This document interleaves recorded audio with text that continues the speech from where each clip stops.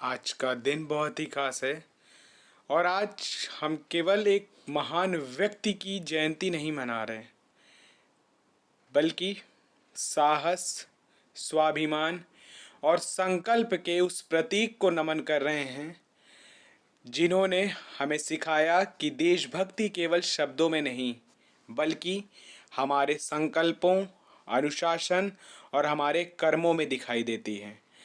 तो ध्यान रखिएगा, हम बात कर रहे हैं सुभाष चंद्र बोस जी के बारे में, जिनका जन्म 23 जनवरी 1897 को ओडिशा, कटक जो है वो ओडिशा वहाँ पे हुआ।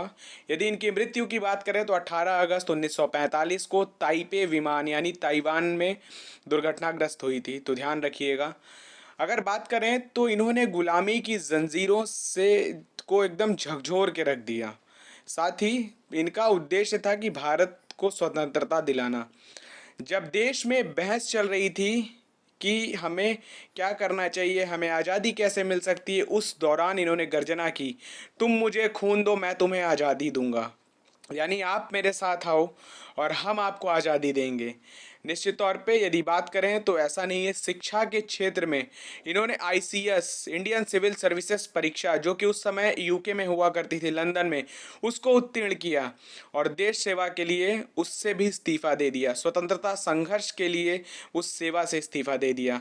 यदि बात करें तो राजनीति योगदान इनका क्या है तो इंडियन नेशनल कांग्रेस में इन्होंने 1938 और 1939 में अध्यक्षता की।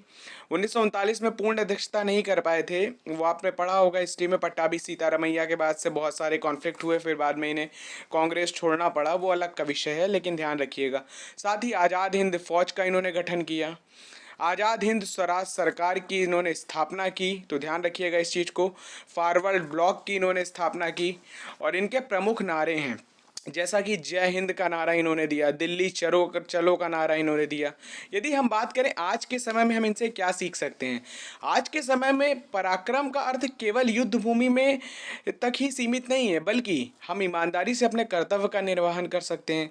अन्याय हो रहा है तो उसके प्रति बुलंद आवाज कर सकते हैं। साथ ही राष्ट्रीय जो हमारा ही राष्ट्र हित है उसको सर्वोपरि रखना, स्वहित के बजाय परहित पर ध्यान देना, आत्मनिर्भर और अनुशासित नागरिक बन के रहना, अपने देश की सेवा के लिए अगर ज़रूरत पड़े तो खड़े रहना हमेशा। यदि बात करें तो स्वाभिमान के बिना स्वतंत्रता अधूरी है और बहुत कुछ इनसे सीखने को मिल सकता है।